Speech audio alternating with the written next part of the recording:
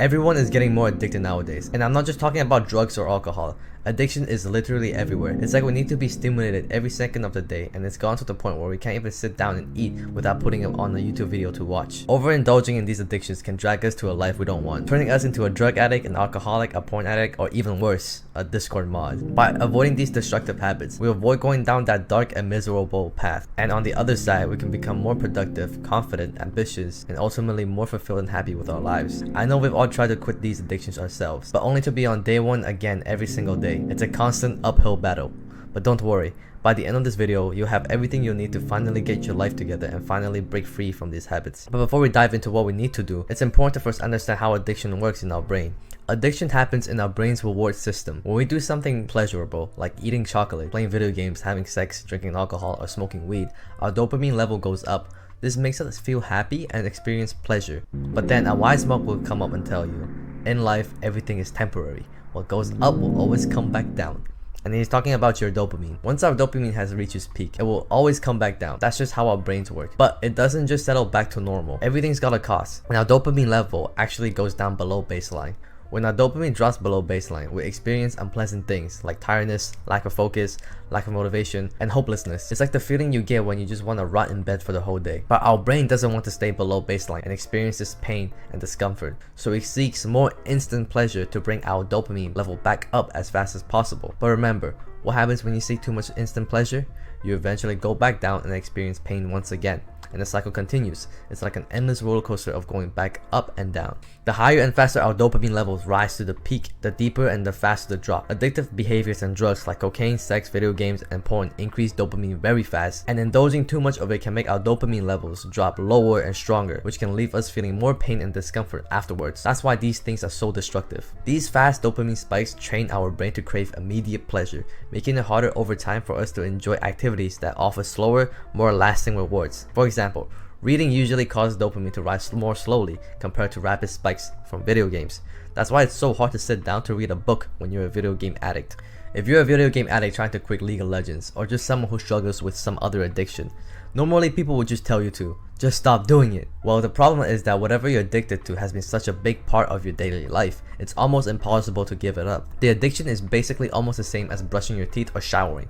It's a part of your daily routine, and you can't just suddenly get rid of it. So, how do we actually quit these addictions? Step 1 is to actually have the self-awareness to admit that you're actually addicted and it's becoming a problem in your life. Some people will just cope by saying, I play video games to relax and socialize with friends, but in reality they spend 8 hours a day screaming into their mics, destroying their own mental health because they just had a bad teammate. Playing video games aren't necessarily bad, and it's far better than sticking needles in you that you brought from a stranger off an alleyway, but it only becomes a problem when you can't control yourself from playing video games and the activity itself controls you instead.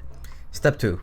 I used to spend my days glued onto my chair, frying my dopamine receptors and my mental health with League of Legends. But one day, I realized that this was actually becoming a problem. I had nothing going on in my life, my body looked malnourished, I haven't touched grass in weeks, and I wasn't happy with the way I was living. I knew I needed to change, so I started to really get into working out. I eventually noticed that I've slowly played less video games. I was spending more time working out and just didn't have much time for video games anymore. I was also spending more time learning about fitness by watching videos on YouTube, which took up more time away from video games. I even started to get my dopamine from the workout itself, since I always felt good at the end. I was also experiencing happiness and the pleasure from seeing myself progress. Working out has become my alternate source of dopamine. Instead of going cold turkey and completely eliminating the bad habit, we want to find another alternative source of dopamine that is healthier for you. We want to replace your addiction with something else that raises your dopamine level slowly, like reading, yoga, drawing, or even as simple as socializing with friends. Step 3. However, simply just replacing an addiction with something else may not be enough. Sometimes your addiction is so strong that reading or going to the gym simply just can't replace it. I remember that I would sometimes still catch myself playing League of Legends while I was still doing good habits like consistently working out and reading books. But I still had time in my day to sneak in a few hours of League. However, it all changed when I started this YouTube channel. I started to set goals for myself and I became obsessed with growing on YouTube. I spent all of my time constantly working and thinking about YouTube, which took up all the time I had, and I eventually had no time to play any video game. And video games wasn't fun for me anymore. So we need to find something to be obsessed over about. Maybe it's a certain goal you want to achieve or a new hobby you want to try. This means that you have to explore and create new interests for yourself. By having an obsession, you'll be constantly thinking about it, and it will take up mental space in your mind throughout your day. So you won't even have the mental space to think about the thing you were addicted to, since all you think about is your obsession. But still, keep in mind that there will be times where the urge to do the bad habit constantly pops up in your mind. So, a really good tip I personally use is to not think about resisting the bad habit itself. For example, every time I get the urge to play games, I never fight the thought of, don't play video games, don't play, resist, because that will always lead to giving in and doing the bad habit. Instead, I just think of a thought that makes me happy. For you, maybe it's like a childhood memory. Maybe it's your parents pushing you on the swing and you're laughing and you're just having fun. Give this a try. Every time there's an urge, just think of something else other than a bad habit that's pleasant and it makes you happy. Step 4. There are going to be days where the mood just looks like this picture right here, which can make us feel crap for the whole day. And when we feel like crap, we naturally look for things that will give us a fast, pleasurable feeling to make us less crap. A lot of times, we do these addictive things as a way to cope and as a way to cover and run away from our crappy feelings. Feeling crappy is usually a result of our poor mental health. But if our mental health was healthy in the first place, we wouldn't feel like crap to begin with. And if we never feel like crap, we wouldn't turn to those pleasurable activities to cope with our crappy mental health. Some things you can do to improve your mental health is to meditate, being grateful for little things, talking to people, being in good physical shape, being kind to people, and most importantly, stop playing League of Legends. Step 5. Even after doing all of these things, sometimes I still find myself doing the bad habits, like grabbing lotion and going on in the incognito tab to watch adult content whilst playing with my little eggplant. I still had a porn addiction despite me doing other good habits and finally stopping my League of Legends addiction. So, how did I free myself from my porn addiction? Well, I've realized that every time I'm in this phase where there's this girl I really like and I potentially want a relationship with, my urge to go on the hub completely disappears. It's like I became a new person and it feels like magic. It was because I just couldn't see the girl I like being in a relationship with a version of myself that's a chronic fapper. So I had to change my identity to someone else that I think the girl will want to be with. That made me completely stop going on the hub because that's not who I want to be anymore. I had to change my identity. Changing your self-image and your self-identity can be really powerful, since people act in line with the person they think they are. If you think you're someone who's addicted to video games or porn, you will continue to be that person that struggles to quit. But if you think that you're someone who's already got your life together, you won't even think about quitting porn or video games, because a person who's got their life together doesn't have a video game or a porn addiction. So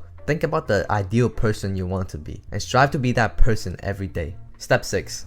Now, there will be days when you're going to relapse, and that's just part of life's ups and downs. When you do relapse, it may feel like you just fell all the way back to the bottom in getting over it, and you're back to square one. However, relapsing doesn't necessarily mean starting over completely. It's important not to be too hard on yourself, because filling yourself with negative emotions can lead your brain back to those bad habits as a way to cope. Forgive yourself if you slip up, and focus on the progress that you've made. For example, if you're overcoming alcoholism and stay sober for a week, but had a drink one night, acknowledge your achievement for that sober week. Then set a new goal of staying sober for 2 weeks. This way, you're always improving and moving forward. I went from playing video games 8 hours a day, fapping every day, and feeling like crap every day, to someone who can actually feel good about themselves and is proud of the progress that they've made so far. Quitting addictions isn't linear and will involve some trial and error. Remember, there will be setbacks, but it's only up to you to decide if you really want to improve your life or not. But by following these steps, I'm confident that breaking these habits will become easier, allowing you to live a happier and fulfilling life. I also like to hear some of your strategies with quitting addictions in the comments below. Anyways, I hope you learned something useful. Subscribe if you learned something new.